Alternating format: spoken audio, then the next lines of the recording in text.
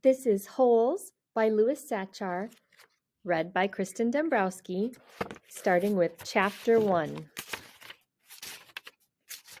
Part 1. You are entering Camp Green Lake. Chapter 1. There is no lake at Camp Green Lake. There once was a very large lake here, the largest lake in Texas. That was over 100 years ago. Now it is just a dry, flat wasteland. There used to be a town of Green Lake as well. The town shriveled and dried up along with the lake and the people who lived there. During the summer, the daytime temperature hovers around 95 degrees in the shade, if you can find any shade. There's not much shade in a big, dry lake. The only trees are 2 old oaks on the eastern edge of the lake. A hammock is stretched between the 2 trees, and a log cabin stands behind that. The campers are forbidden to lie in the hammock. It belongs to the warden. The warden owns the shade. Out on the lake, rattlesnakes and scorpions find shade under rocks and in the holes dug by the campers. Here's a good rule to remember about rattlesnakes and scorpions. If you don't bother them, they won't bother you. Usually. Being bitten by a scorpion or even a rattlesnake is not the worst thing that can happen to you. You won't die, usually. Sometimes a camper will try to be bitten by a scorpion or even a small rattlesnake. Then he will get to spend a day or 2 recovering in his tent instead of having to dig a hole out on the lake. But you don't want to be bitten by a yellow-spotted lizard. That's the worst thing that can happen to you. You will die a slow and painful death. Always. If you get bitten by a yellow-spotted lizard, you might as well go into the shade of the oak trees and lie in the hammock. There is nothing anyone can do to you anymore. Chapter 2. The reader is probably asking, why would anyone go to Camp Green Lake? Most campers weren't given a choice. Camp Green Lake is a camp for bad boys. If you take a bad boy and make him dig a hole every day in the hot sun, it will turn him into a good boy. That was what some people thought. Stanley Yelnats was given a choice. The judge said, "You may go to jail or you may go to Camp Green Lake." Stanley was from a poor family. He had never been to camp before. Chapter 3. Stanley Yelnats was the only passenger on the bus, not counting the driver or the guard. The guard sat next to the driver with his seat turned around facing Stanley. A rifle lay across his lap. Stanley was sitting about 10 rows back, handcuffed to his armrest. His backpack lay on the seat next to him. It contained his toothbrush, toothpaste, and a box of stationery his mother had given him. He'd promised to write her at least once a week. He looked out the window, although there wasn't much to see, mostly fields of hay and cotton. He was on a long bus ride to nowhere. The bus wasn't air-conditioned, and the hot, heavy air was almost as stifling as the handcuffs. Stanley and his parents had tried to pretend that he was just going away to camp for a while, just like the rich kids do. When Stanley was younger, he used to play with stuffed animals and pretend the animals were at camp. Camp fun and games, he called it. Sometimes he'd have them play soccer with a marble. Other times they'd run an obstacle course or go bungee jumping off a table tied to broken rubber bands. Now Stanley tried to pretend he was going to Camp Fun and Games. Maybe he'd make some friends, he thought. At least he'd get to swim in the lake. He didn't have any friends at home. He was overweight, and the kids at his middle school often teased him about his size. Even his teachers sometimes made cruel comments without realizing it. On his last day of school, his math teacher, Mrs. Bell, taught ratios. As an example, she chose the heaviest kid in the class and the lightest kid in the class, and had them weigh themselves. Stanley weighed 3 times as much as the other boy. Mrs. Bell wrote the ratio on the board, 3-1, unaware of how much embarrassment she had caused both of them. Stanley was arrested later that day. He looked at the guard who sat slumped in his seat and wondered if he had fallen asleep. The guard was wearing sunglasses, so Stanley couldn't see his eyes. Stanley was not a bad kid. He was innocent of the crime for which he was convicted. He'd just been in the wrong place at the wrong time. It was all because of his no-good, dirty, rotten, pig-stealing great-great-grandfather. He smiled. It was a family joke. Whenever anything went wrong, they always blamed Stanley's no-good, dirty, rotten, pig-stealing great-great-grandfather. Supposedly, he had a great-great-grandfather who had stolen a pig from a one-legged gypsy, and she put a curse on him and all his descendants. Stanley and his parents didn't believe in curses, of course, but whenever anything went wrong, it felt good to be able to blame someone.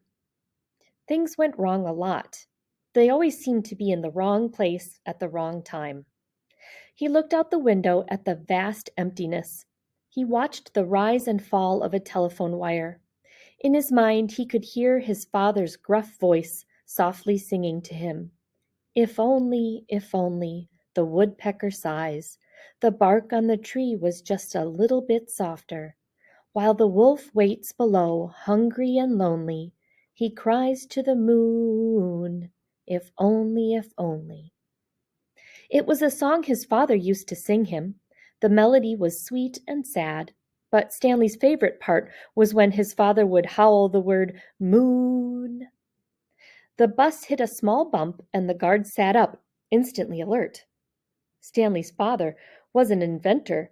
To be a successful inventor, you need 3 things: intelligence, perseverance, and just a little bit of luck. Stanley's father was smart and had a lot of perseverance. Once he started a project, he would work on it for years, often going days without sleep. He just never had any luck. Every time an experiment failed, Stanley could hear him cursing his dirty, rotten, pig-stealing great-grandfather. Stanley's father was also named Stanley Yelnats. Stanley's father's full name was Stanley Yelnats III. Our Stanley is Stanley Yelnats IV. Everyone in his family had always liked the fact that Stanley Yelnats was spelled the same frontward and backward. So they kept naming their son Stanley. Stanley was an only child, as was every other Stanley Yelnats before him. All of them had something else in common. Despite their awful luck, they always remained hopeful. As Stanley's father liked to say, I learn from failure. But perhaps that was part of the curse as well. If Stanley and his father weren't always hopeful, then it wouldn't hurt so much every time their hopes were crushed. Not every Stanley Yelnats has been a failure, Stanley's mother often pointed out, whenever Stanley or his father became so discouraged that they actually started to believe in the curse. The first Stanley Yelnats, Stanley's great-grandfather, had made a fortune in the stock market. He couldn't have been too unlucky. At such times, she neglected to mention the bad luck that befell the first Stanley Yelnats. He lost his entire fortune when he was moving from New York to California. His stagecoach was robbed by the outlaw, Kissin' Kate Barlow. If it weren't for that, Stanley's family would now be living in a mansion on a beach in California. Instead, they were crammed in a tiny apartment that smelled of burning rubber and foot odor. If only, if only. The apartment smelled the way it did because Stanley's father was trying to invent a way to recycle old sneakers. The first person who finds a use for old sneakers, he said, will be a very rich man. It was this latest project that led to Stanley's arrest. The bus ride became increasingly bumpy because the road was no longer paved. Actually, Stanley had been impressed when he first found out that his great-grandfather was robbed by Kissin' Kate Barlow. True, he would have preferred living on the beach in California, but it was still kind of cool to have someone in your family robbed by a famous outlaw. Kate Barlow didn't actually kiss Stanley's great-grandfather. That would have been really cool, but she only kissed the men she killed. Instead, she robbed him and left him stranded in the middle of the desert. He was lucky to have survived, Stanley's mother was quick to point out. The bus was slowing down. The guard grunted as he stretched his arms. "Welcome to Camp Green Lake," said the driver. Stanley looked out the dirty window. He couldn't see a lake, and hardly anything was green. Chapter 4. Stanley felt somewhat dazed as the guard unlocked his handcuffs and led him off the bus. He'd been on the bus for over 8 hours. "Be careful," said the bus driver as Stanley walked down the steps. Stanley wasn't sure if the bus driver meant for him to be careful going down the steps or if he was telling him to be careful at Camp Green Lake. "Thanks for the ride," he said. His mouth was dry and his throat hurt. He stepped onto the hard, dry dirt. There was a band of sweat around his wrist where the handcuffs had been. The land was barren and desolate. He could see a few run-down buildings and some tents. Farther away, there was a cabin beneath the 2 tall trees. These 2 trees were the only plant life he could see. There weren't even weeds. The guard led Stanley to a small building. A sign on front said, "You are entering Camp Green Lake Juvenile Correctional Facility." Next to it was another sign which declared that it was a violation of the Texas Penal Code to bring guns, explosives, weapons, drugs, or alcohol onto the premises. As Stanley read the sign, he couldn't help but think, well, duh. The guard led Stanley into the building, where he felt the welcome relief of air conditioning. A man was sitting with his feet up on a desk. He turned his head when Stanley and the guard entered, but otherwise didn't move. Even though he was inside, he wore sunglasses and a cowboy hat.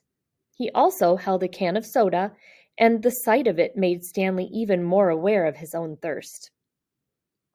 He waited while the bus guard gave the man some papers to sign. "That's a lot of sunflower seeds," the bus guard said. Stanley noticed a burlap sack filled with sunflower seeds on the floor next to the desk. "I quit smoking last month," said the man in the cowboy hat. He had a tattoo of a rattlesnake on his arm, and as he signed his name, the snake's rattle seemed to wiggle. "I used to smoke a pack a day. Now I eat a sack of these every week." The guard laughed. There must have been a small refrigerator behind his desk because the man in the cowboy hat produced 2 more cans of soda. For a second, Stanley hoped that one might be for him, but the man gave one to the guard and said the other one was for the driver. "9 hours here and 9 hours back," the guard grumbled. "What a day." Stanley thought about the long, miserable bus ride and felt a little sorry for the guard and the bus driver. The man in the cowboy hat spit sunflower seed shells into a waste paper basket. Then he walked around the desk to Stanley. "My name is Mr. Sir," he said. "Whenever you speak to me, you must call me by my name. Is that clear?" Stanley hesitated. Yes, Mr. Sir," he said, though he couldn't imagine that was really the man's name. "You're not in the Girl Scouts anymore," Mr. Sir said. Stanley had to remove his clothes in front of Mr. Sir, who made sure he wasn't hiding anything. He was then given 2 sets of clothes and a towel. Each set consisted of a long-sleeve orange jumpsuit, an orange t-shirt, and yellow socks. Stanley wasn't sure if the socks had been yellow originally. He was also given white sneakers, an orange cap, and a canteen made of heavy plastic, which unfortunately was empty. The cap had a piece of cloth sewn on the back of it for neck protection. Stanley got dressed. The clothes smelled like soap. Mr. Sir told him he should wear 1 set to work in and 1 set for relaxation.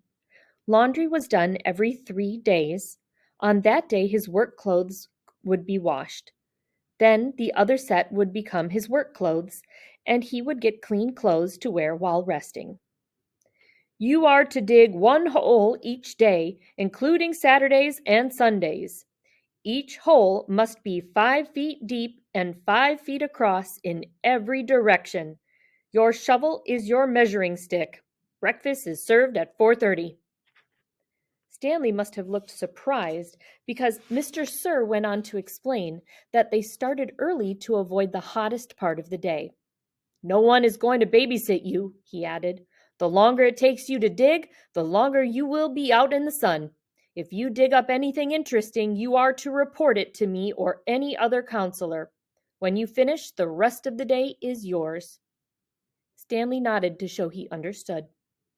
This isn't a Girl Scout camp, said Mr. Sir. He checked Stanley's backpack and allowed him to keep it. Then he led Stanley outside into the blazing heat. Take a good look around you, Mr. Sir said. What do you see?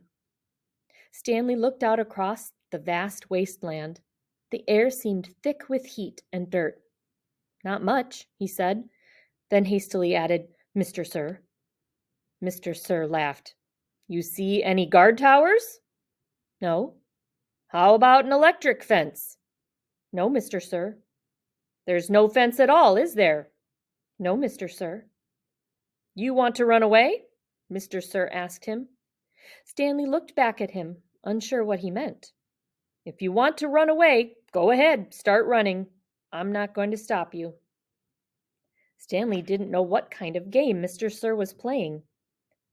I see you're looking at my gun. Don't worry, I'm not going to shoot you. He tapped his holster. This is for yellow-spotted lizards. I wouldn't waste a bullet on you. I'm not going to run away, Stanley said. Good thinking, said Mr. Sir. Nobody runs away from here. We don't need a fence. Know why? Because we've got the only water for 100 miles. You want to run away? You'll be buzzard food in 3 days. Stanley could see some kids dressed in orange and carrying shovels dragging themselves toward the tents. You thirsty? Asked Mr. Sir. Yes, Mr. Sir, Stanley said gratefully. Well, you better get used to it. You're going to be thirsty for the next 18 months.